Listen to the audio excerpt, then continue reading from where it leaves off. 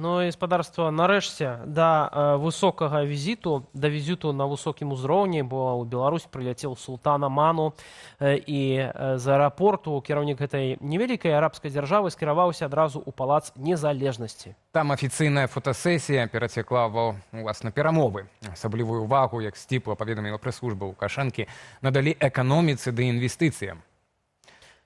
Таксама ў афіцыйных паведамленнях пра перамовы ў палацы незалежнасці адзначылі, што бакі разгледзяць хаду дамоўленасцяў, дасягнутых летась у снежні.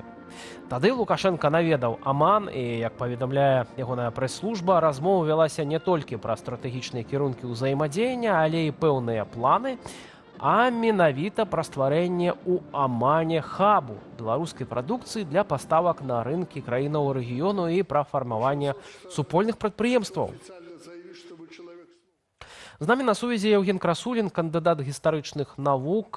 Спадар Евген, вітаем вас і дзякуем, што далучыліся да нашага вечаровага эфіру. Ну і эксперт па рэгіёне. Да, акурат ваш рэгіён. І тут, канешне, напэўна, агульнае пытанне. Давайте акрэслім, што такое Аман. Замежная краіна на Блізкім Усходзе. Ёсць досыць вялікія запасы нафты і газу. І чамусьці кіраўнік гэтай краіны прыязджае ў паўночную Беларусь. Ізаляваную. Навошта? Добра, што не ў паўночную Карэю, а то пачалі так казаць. Вось, тое, што Аман з'яўляецца незалежнай краінай, з гэтым не паспрачаешся. Уласна кажучы, ён такім і ёсць. І вось ягоная знешняя палітыка, яна, уласна кажучы, і заклікана падкрэсліць гэтую ягоную незалежнасць. Ну, калі казаць пра саму краіну, яна зноўку, як слушна, адзначана, вось, цікава, пра Беларусь увесь час кажуць, маленькая краіна, хоць не маленькая зусім краіна. Вось, Аман гэта сапраўды краіна невялікая, і гэта чамусьці таксама паўсюль падкрэсліваецца, але займае вельмі істотнае палажэнне на выйсці з персідскай затокі. Фактычна, Аман кантралюе вось гэты марскі шлях, і гэта, канешне, дае Аману вялікія перавагі, скажем так, ну, у пляне лагістыкі. Вось у пляне пераўтварэння краіны ў вялікі хаб, пра што ўжо ідуць размовы даволі даўно, бо праз гэтую тэрыторыю праходзяць гандлёвыя шляхі як на ўсход, у Азію, так і на поўдзень, у Афрыку. Дарэчы, Аман даўно карыстаўся гэтым сваім палажэннем і актыўна ўдзельнічаў у гандлі рабамі. У некаторы час ён нават, скажем так, выспа Занзібар для ўзбярэжжа Афрыкі з'яўлялася часткай Амана. Гэта калі? Гэта была такая невялікая імперыя, ось гандлёвая.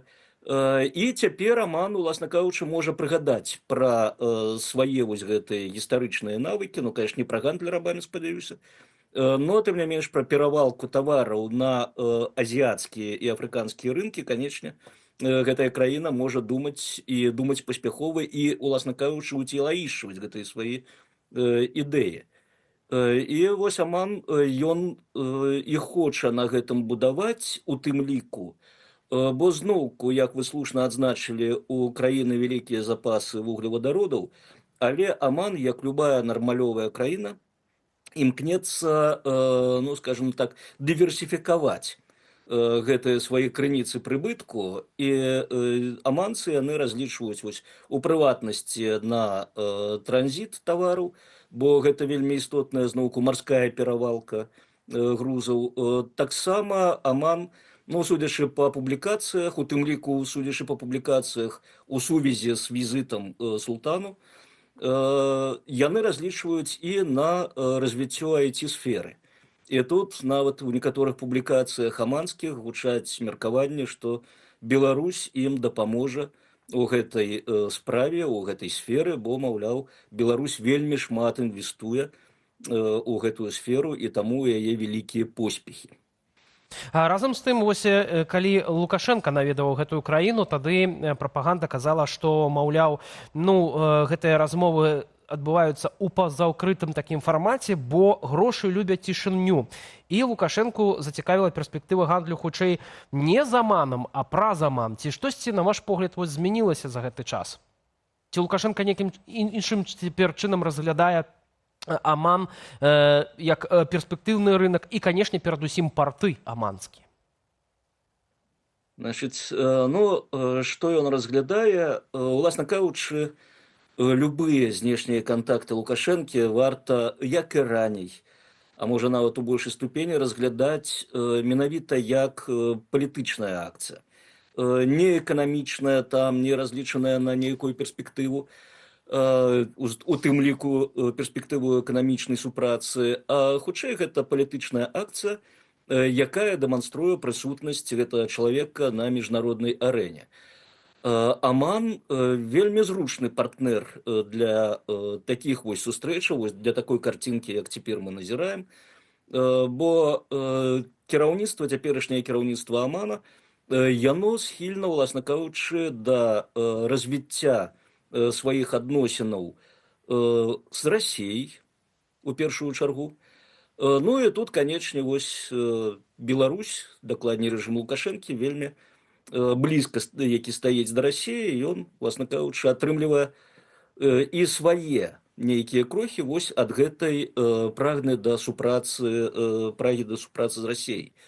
Аман, зноўку, я ўжо казаў раней, што ён імкнецца да незалежнасці.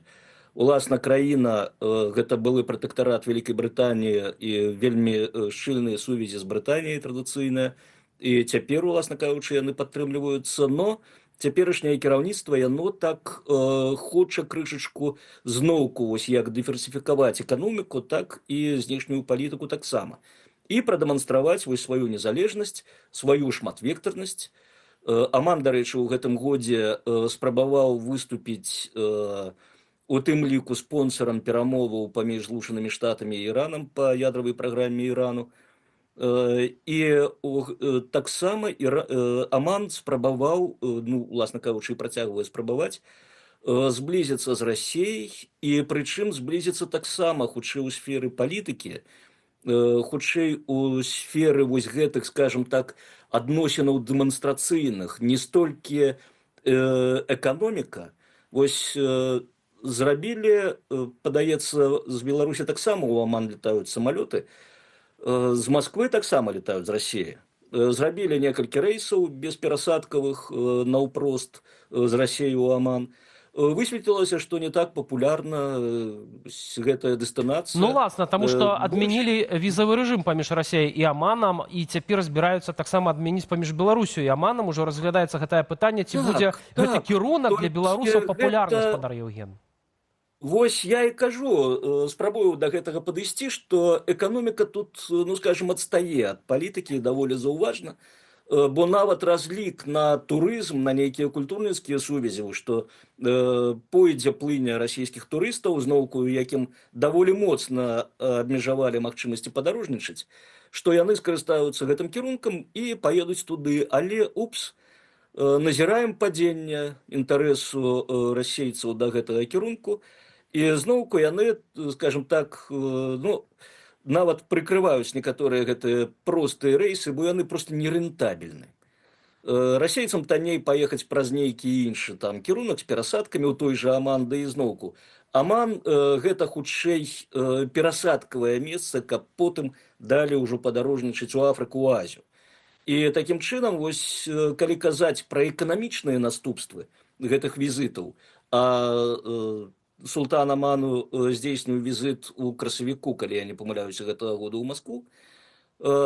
І вось гэтыя эканамічныя, скажем так, заявы, яны хутчэй ідуць хвосцікам за палітычнымі нейкімі дэманстрацыямі. І тут яшчэ ёсць адзін момант для нас цікавы, і, уласна кажучы, ён бы, канешне, быў для Беларусі карысным, калі б былі ўмовы ім скарыстацца. У Амане вельмі цікавы ёсць музей нацыянальны, а генеральны дырэктар гэтага музею Джамаль Аль-Мусаўі, ён, як тое не дзіўна, напалову беларус. Нарадзіўся ён у Маскве, бацька яго аманец, высокапастаўлены вельмі, з такога роду добрага, а маці з Менску. І вось Джамаль Аль-Мусаўі, варта аддаць яму належнае, ён імкнецца, прычым імкнецца, так падаецца шчыра, наладзіць культурніцкія сувязі паміж Аманам і, скажам, расійскімі музеямі.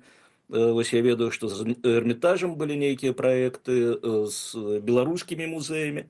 Ён вельмі актыўна працуе.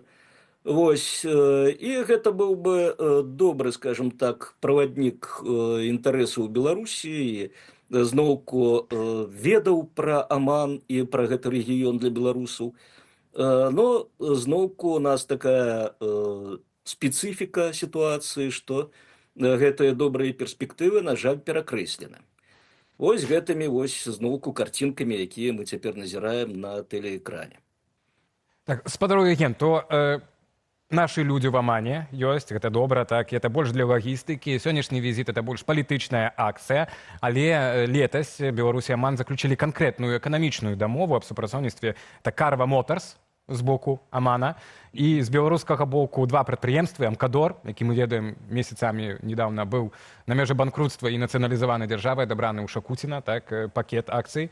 І другое прадпрыемства МАЗ, у якога скараціўся, звузіўся ці нагу амаль знікла, так, расійскі рынок, так, няма збыту. Падпісалі дамову вось аб супрацоўніцтве вытворчасці транспартных і спецыялізаваных аўтамабілей, стварэння вытворчай лініі на заводзе Карва у Дукм. Это такі горад, можа, я не так яго прачытаў. Перадачы тэхналогій і падрыхтоўцы кадраў. Я думаю, таксама Беларусі это было б вельмі цікава, улічваючы ізаляцыю. Аднак ніякіх паведамленняў больш пасля этой дамовы не было. Мы нават сёння не бачылі, каб Лукашенко хваліўся, так, хоць нейкімі дасягненнямі. Па гэтым пытанні, з чым это можа быць звязана? З тым, што проста ў крызісе знаходзяцца Амкадор і МАЗ? Ну, уласна кажучы, вось па ўсіх паведамленнях пра сустрэчы на высокім узроўні беларускага рэжыму такое ўражанне, што не толькі грошы любяць цішыню, але ўвогуле ягоныя кантакты вельмі любяць цішыню, і што там адбываецца за гэтымі, ну, як правіла, паўзакрытымі дзвярыма. На якіх прысутнічаў таксама Віктор Лукашенко сёння, варта адзначыць. Старшыня Алімпійскага камітэту. Напэўна, спартовае супрацоўніцтва намяшаецца. Альбо сілавое. Вось не ведаю, нацыянальны стадыён уже пабудавалі. Дарэчы, якраз аманцы у асобе Джамаля Мусаўі у мінулым годзе, якраз у снежні 24-го, выказвалі інтарэс да удзелу у пабудове нацыянальнага музею. Но там таксама, там цішыня, інфармацыі я не бачыў больш, не сустракаў, нават нягледзячы на тое, што шукаў мэтанакіравана. Так што, можа, Аман тут не задзейснены, а ягоны досвед, я думаю, быў бы карысным у любым выпадку. Вось, што тычыцца вось гэтых праектаў, зноўку, як толькі вось гучаць гэтыя, скажем так, выказванне, што вось мы там плануем, ладно, мы падпісалі што-небудзь. І далей маўчанне. І з гэтым мы сутыкаемся практычна ў кожным выпадку, які тычыцца вось падобных дамоўленасцяў. Там, што недзе будуць збірацца беларускія грузавікі, трактары і гэтак далей, што будзем пастаўляць МАЗы. Вось зноўку гэтая гісторыя з пажарнымі машынамі для Зімбабве. На днях Зімбабве падало ў суд на Літву за то, што Літва канфіскавала пажарныя машыны, якія мусілі адправіцца праз Клайпедскі порт у Зімбабве. Праўда, там усяго пра 17 машын ідзе, хаця першапачаткова гаворка ішла там машынаў пра 70 па нейкіх шалёных коштах. Ну, гэта асобная ідэя, асобная тэма. Хоць і ілюструе сітуацыю, можа ілюстраваць сітуацыю з Аманам. Можна падпісаць, но падпісаныя дакументы не вырашаць тыя праблемы, якія стаяць цяпер перад Беларусю праз рэжым Лукашэнкі, які, уласна кажучы, заводы запусціў вельмі даўно, як і абяцаў, уласна кажучы, і гэтыя заводы цяпер, ну, проста не могуць, скажем так, вырабляць тую прадукцыю, якую, ну, можна было б прадаць і таму ж Аману, і тым жа афрыканскім краінам, дзе зноўку вялікі попыт на падобную тэхніку. Вось таму я думаю, што ўсё завершыцца падпісаннем вось гэтых самых дакументаў. І, уласна кажучы, далей беларускія Справа не пойдзе, наўрад ці прадпрыемствы, пойдзе, так, як мы ўжо гэта і назіралі. я думаю, наўрад ці пойдзе, бо Так. зноўку, не падпісанне паперак вырашаюць праблемы. Гэта так. Праблемы Гаспар Евген, вырашаюць менеджмент, інвестыцыі, гэтак далей, тэхналогіі. дзякуем вам вялікі за гэты каментар. Евген Дзякуй, Красулін, Евген. кандыдат гістарычных навук, размаўлялі пра візіт султана Аману ў Беларусь.